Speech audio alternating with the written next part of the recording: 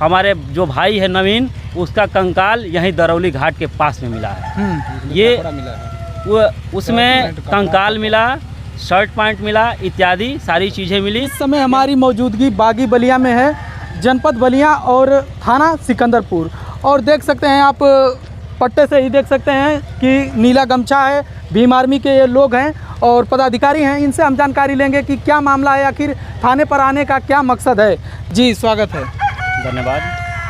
आज आप लोग सिकंदरपुर थाने पर भारी संख्या में मौजूदगी है, क्या कारण है सर? देखिए, कारण ये है कि हमारा एक परिवार का भाई नवीन जी, जो कि 30 तारीख को 30 जून को परिवार का हमारा सदस्य है, एक ब्रजेश राय जी, गांव का ही लड़का है, जो उसे घर से ले करके जाता है मोटरसाइकिल से जी। और उसके बाद से वो 3-4 दिनों तक घर वापस नहीं आता है। उसके बाद से परिवार के जो लोग हैं वो इसी थाने में 3 तारीख को आते हैं, एक गुमशुदगी की तहरीर देते हैं जी। लेकिन गुमशुदगी की तहरीर दर्ज नहीं होती है, दर्ज 6 होती है 9 तारीख को, 9 जुलाई को मामला दर्ज होता है जी। उसके बाद से तमाम सारी चीज़ें परिवार के लोग की किससे बात हुई है, जो भी ब्रजेश पाठक है किससे बात हुई है किससे नहीं है, ये सारी चीज़ें कुछ फ़ोटोज़ परिवार के लोग शासन को उपलब्ध कराते रहे हैं, प्रशासन को उपलब्ध कराते रहे हैं। उसके बाद से 27 को जी नामजद FIR दर्ज हुआ और कल 3/8 को परिवार को पता चला कि उसका, हमारे जो भाई है नवीन, उसका कंकाल यहीं दरौली घाट के पास में मिला है। ये उसमें कंकाल मिला, शर्ट पैंट मिला, इत्यादि सारी चीज़ें मिली।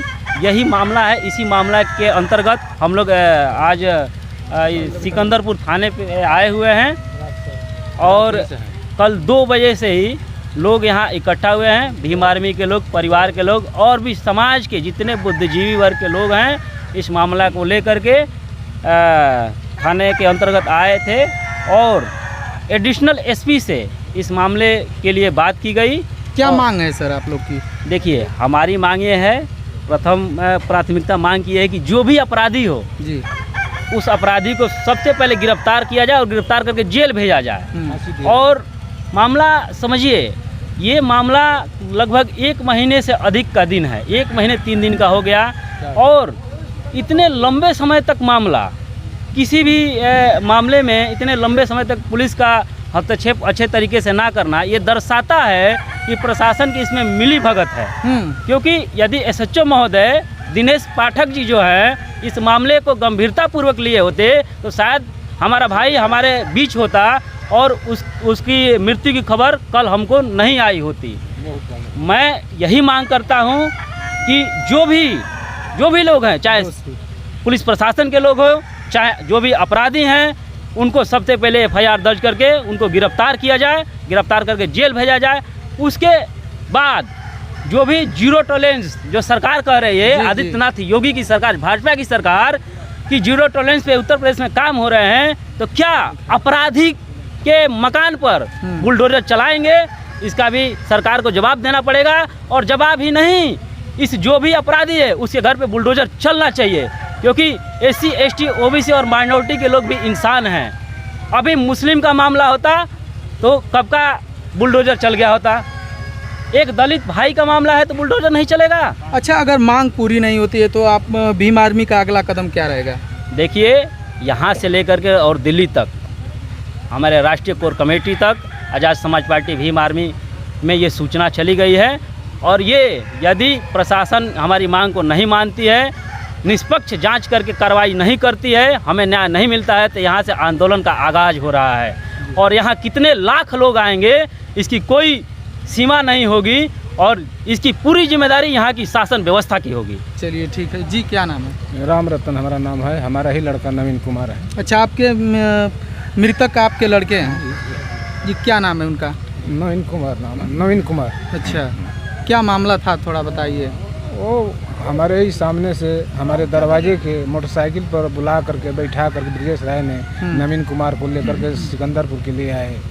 कुछ तो लगा था पहले से उनसे? पहले से बातचीत चलता था, बात चलता था हमारे लड़के से। तो कोई आपस में बात झगड़ा वगड़ा को झगड़ा वही था, एक बार ये साथ में ठेका भी चलाता था, उसमें भी 5 लड़कों को 6 लोगों को ले करके ठेकेदारी उसमें भी बोल रहे थे कि आपको ठेका दिलवा देंगे, आओ हमारे साथ काम करो हैं। उसमें लेबरों का पैसा रख लिया था, उस पर लेकर हमारे लड़के से थोड़ा गाली गलौज भी हुआ था हैं। उसके बाद से थोड़ा बीच में यहाँ FIR देने के लिए भी थाने पर आए थे एसओ साहब के पास।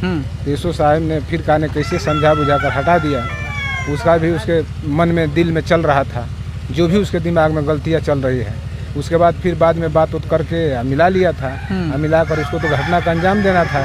हम लोग इस चीज़ को समझ नहीं पा रहे थे कि भाई चलिए हमारे घर के बगल में उसका खेत भी है, ट्यूबवेल भी है। तो क्या नामजद मुकदमा हो गया है? अभी 27 तारीख को हुआ है, 27 जुलाई को FIR हमारा दर्ज हुआ है।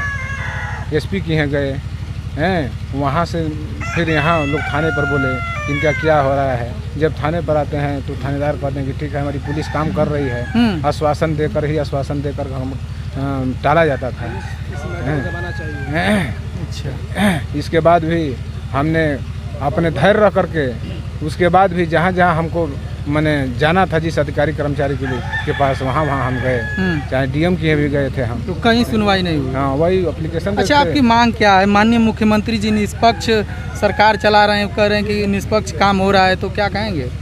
सर हमारे साथ तो बहुत बड़ा घोर, मान लीजिए कि हमारे लड़के के साथ में हमारे साथ में बहुत बड़ा अपराध हुआ है। अपराधी को पहले पकड़ा जाए और उसको फांसी की सजा दिया जाए, तब हमारे दिल को तसल्ली मिलेगा। मैं यही चाहता हूँ। चलिए ठीक है जी। मैं भीम आर्मी आजाद समाज पार्टी कांसीराम कमंडल उपाध्यक्ष हूँ, डॉक्टर राजकुमार गौतम। आज आप लोग की मौजूदगी है सर थाने के बाहर, क्या मामला है थोड़ा आपने आज ये हमारे कार्यकर्ता जो है कल से लगे हुए हैं। कल से हम लोगों को सूचना मिला, हमारे कार्यकर्ता कल से लगे हुए हैं और इस मामले को देख रहे हैं। और अभी तक जो है कोई कार्रवाई प्रशासन के द्वारा नहीं हुई। और अभी हम लोग हैं यहाँ CO साहब का इंतज़ार कर रहे हैं। अब देख रहे हैं क्या हो रहा है। यदि हम लोगों को न्याय नहीं मिला, दलित समाज के लोगों को, बैकवर्ड समाज के लोगों को गाजल मूली की तरह, भेड़ बकरियों की तरह काटा जा रहा है। और ये सरकार बुलडोजर चला रहे हैं माननीय मुख्यमंत्री जी। तो यही तो हम देखना चाहते हैं कि यदि अपराधी सवर्ण का नहीं होता है, यदि अपराध करने वाला सवर्ण का व्यक्ति नहीं होता है तो उसके घर बुलडोजर चलता है। और अपराध करने वाला व्यक्ति सवर्ण का होता है तो उसके घर बुलडोजर तो नहीं चलता है। तो अब हम लोग ये देखना चाहते हैं कि जो अपराधी है उसके घर बुलडोजर कब चल रहा है। आप लोग की क्या मांग है? अगर सुनवाई नहीं होती है तो शासन प्रशासन से मांग यही है कि अपराधी को तुरंत गिरफ्तार करके जेल भेजा जाए, कड़ी से कड़ी सजा दी जाए जी। यदि शासन प्रशासन ऐसा नहीं करती है तो भीम आर्मी आज़ाद समाज पार्टी के लोग रोड पर उतरने का काम करेंगे, संसद से लेकर सड़क तक उतरने का काम करेंगे। और ये मैसेज हम लोग अपने राष्ट्रीय अध्यक्ष माननीय चंद्रशेखर आज़ाद जी को ये हम लोग पहुंचा दिए हैं। यदि हम लोगों की कार्रवाई नहीं होगी तो हम लोग पूरा जो है रोड पर उतरने का काम करेंगे। चलिए ठीक है। और आज़ाद समाज पार्टी के जिला अध्यक्ष अंश राव जी हैं, इनसे भी हम जानकारी लेंगे कि आखिर इनके ज़िले की घटना है, आखिर ये कैसे देख रहे हैं। जी धन्यवाद आपका। आज जो मामला है, आप लोग थाने के बाहर जो घेराव किए हैं, थोड़ा बताइए क्या मामला है। मामला ही था, जैसे हमारे मंडल उपाध्यक्ष जी ने आपको बताया, इस खबर से अवगत कराया कि जो नवीन है जी, जो लगभग 1 महीने से गायब हुए हैं, जो उनके साथी होंगे या जो भी होंगे या कुछ आपस में दुश्मनी होगी, चाहे जो भी होगी, आपस पारिवारिक मैटर जो भी हो, लेकिन उनको जब लेके वो गए हैं और 4 दिन बाद लौटे हैं और कुछ पता नहीं चली है। सबसे बड़ी लापरवाही तो प्रशासन की है कि प्रशासन को ये दिया गया था दरखास्त कि मेरा लड़का गायब है, प्रशासन नहीं उनको ढूंढ के लाई, ना FIR दर्ज करने के बाद कोई जांच नहीं की। सबसे बड़ी लापरवाही तो प्रशासन की है। सबसे बड़ी ये भाजपा की सरकार से मैं ये चाहता हूँ कि जो यहाँ का दरोगा है, SO है, सबसे पहले उसको सस्पेंड करे, क्योंकि 1 महीना हो गया आज घटना का और आज उनकी लाश मिल रही है हमको।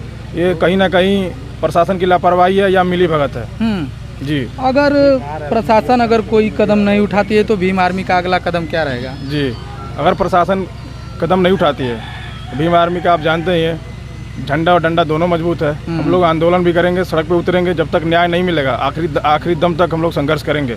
जब तक न्याय नहीं मिलेगा, परिवार को 50 लाख रुपए, एक सरकारी नौकरी और घर पे और गार्जियनों को सुरक्षा की व्यवस्था तुरंत से तुरंत सरकार करे। यही मांग है हमारी। अच्छा, एक बार हम जानना चाहेंगे कि नवीन जी का उम्र कितना था दादा? 28 वर्ष था। शादी हो गया? बीटेक किए थे। शादी हो गया था? नहीं सर, शादी नहीं हुआ था। अभी शादी नहीं हुआ था। चलिए ठीक है जी सर। क्या कहेंगे आज जो दलितों पे, पिछड़ों पे, अल्पसंख्यक पे आए दिन अत्याचार हो रहा है, क्या कहेंगे सर? मैं सीधे सीधे इस सूबे के मुख्यमंत्री को मैं अवगत कराना चाहूँगा कि अगर यह मामला श्रवण के साथ हुआ होता तो एफआईआर से पहले बुलडोजर चल गया होता।